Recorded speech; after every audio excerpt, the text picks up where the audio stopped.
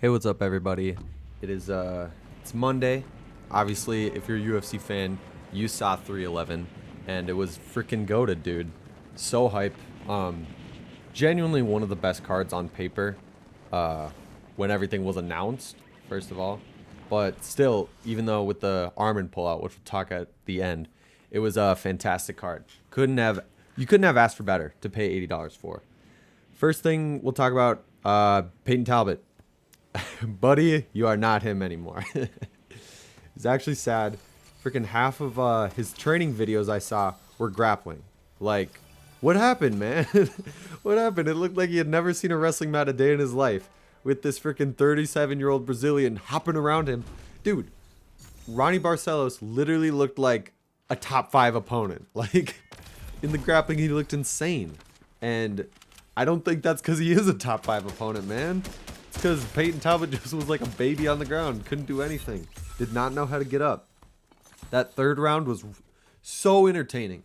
So fun to watch. But, like, bro almost got murdered in the last 10 seconds. I was like, oh my gosh. That was insane. Yeah, buddy. Talbot, you can't just hang out with Frank Ocean and act like you don't care, buddy. Get in the gym. Go to Dagestan. Hey. Send Dagestan 2-3 years, forget. Number 2. Let's talk Yuri and Jamal. What did I say? I made a whole ass YouTube video about this. How Jamal Hill was gonna get destroyed because of his flaws. And you know what? That's what happened, man. Let's go. Gotta give myself a good old pat on the back for that one. Crazy improvement from Yuri, though. That was the biggest takeaway. His head movement, it was another level, dude. He's so, like, slipping and ripping and counters. They were crazy. I think those work super good against Jamal Hill. Like, you can do that against Jamal Hill. Alex Pereira? I don't know. We'll have to see, but I think Yuri's next fight needs to be Magomed Ankalaev. Either he wins against Pereira or loses. Yuri's fighting Magomed next. I think that's what makes the most sense. It's either that or like the winner of Carlos Ulberg and Jan Blachowicz, but I don't know. That's not as hype. Like, it's either Yuri's fighting for a belt or fighting Ankalaev. Jamal Hill, stay salty, buddy. Stay salty. That's what you get for talking all this shit for like a year. Yuri, you got dominated. Yeah, buddy, who got dominated now? Guess what's happening to you? You're getting fed to Arkham Batman, dude. Sorry. Merab versus Umar. Holy shit. I don't think anyone and their mother thought that this would happen. Obviously, you know, everyone's saying, oh, well, there's a chance. There's a chance. No, there wasn't. Nobody in their right mind thought there was a chance Merab was going to beat Umar.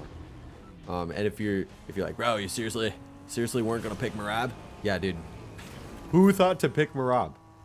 Obviously he's skilled, but it was like Umar is on paper unbeatable. Has every single thing other than power.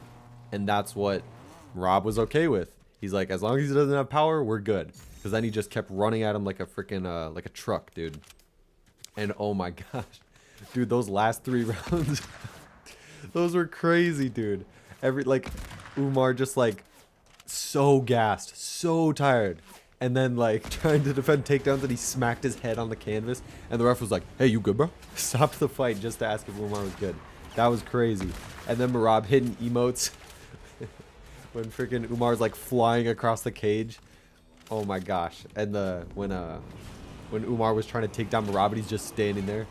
Dude, Merab is actually so scary. Like, he literally, on paper, he can't win a single fight. On paper, he can't do it. And yet, he's always doing it. I don't get it, man. I don't get it. Another thing about the fight, Umar's corner advice was horrible. Khabib's super smart, but why was he telling him to wrestle? The only success Umar was having towards the end of the fight was striking on the outside. That was it. And then he's like, no, brother, you have to go wrestle. You have to go wrestle. Hey, send location. We gonna wrestle, brother. It doesn't make any sense. That was just Khabib, like, thinking about himself, not of what Umar's skill set is. But hey, you know who's had the best performance against Merab? That's right, O'Malley. O'Malley comeback? O'Malley comeback? Dude. I can't even believe that O'Malley made Marab look like...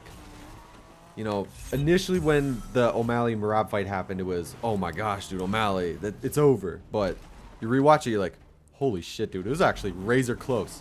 And O'Malley's beating Marab in the 5th round? How is that possible? To people who's saying that O'Malley isn't like one of the greatest bantamweights ever, come on, man. Come on, man. What do you think Marab's next fight's gonna be? That's right, it's gonna be O'Malley. You know what's gonna happen? O'Malley's gonna finally get the knockout. And the world's gonna be good again. And for Umar, what's next? Peter Yan, buddy. You gotta fight Yan. Sorry, man. Does he win that? He might. I think he's more likely to win that against a rematch with Marab right now. But then again, Peter Yan, he might prove that he still got it somehow and beat Umar. As for the main event, Islam Moicano, it was kind of sad to watch. I'm sure, you know, I love Islam and I was rooting for him to win, but it was just sad watching Moicano. But I mean, when you think about it, you know, he got submitted in the 1st round, but that's just how good Islam is. Because let's think about this, okay? In the top 10, everyone is coming off losses in the lightweight division. Everyone's coming off losses except for Arman, Charles, and Moicano, and Dan Hooker. Guess what? Islam had beat 3 of those guys. Arman was deserving, but he absolutely demolished Dan Hooker. Dan Hooker needs to do a lot before he gets in a title picture at all. Charles Oliveira, he dominated too. It's like, okay, we've seen that fight, and guess what? Charles didn't have any success. Arman was, you know, that's what we wanted to see. That's a competitive matchup. But so after Arman and Charles, who would be next? It would be Moicano. Moicano just 10-7 beneath Benoit Saint Denis in the 1st round. I mean, not okay. What happened when Dustin Poirier fought Benoit in the 1st round? He lost the round, bro. Dustin Poirier loses round 1 to Benoit, but when Moicano fights Benoit, he 10-7s him. Moicano was, if he won the Beneil Dariush fight, he would either be getting a title shot or have a #1 contenders fight against like Gaethje or something. So I know a lot of people are probably going to say, well, he wasn't, you know, he's not that good. It was a free win, but it isn't really. I mean, Moicano this is the best point of it in his career. He's coming off what I think four fight win streak, 2 of them by finish. It was still a really good win. Obviously not in an Arman or a Charles level, but he was the next guy in line after those 2 guys. So about Arman Sarukian, what do I got to say about you? You are the biggest bitch in the world, dude.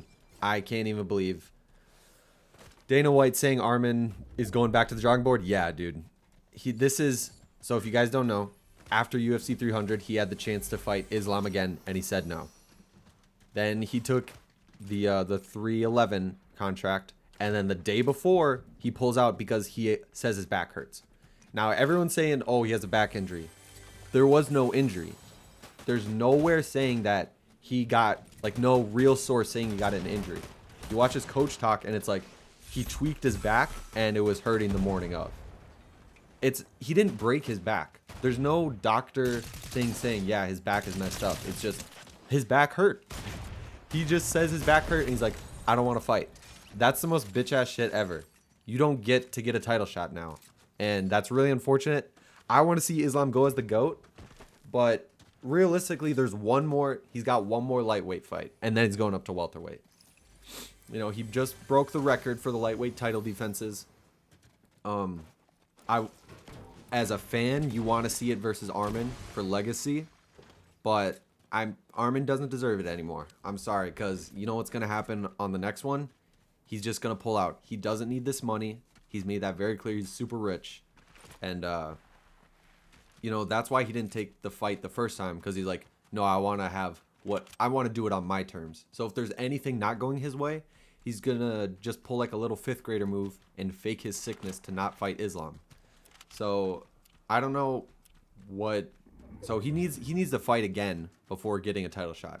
So what I think makes the most sense now, sounds a little crazy, but I think it should be Charles and Arman 2, 5 rounds, and Charles, you're gonna destroy this guy.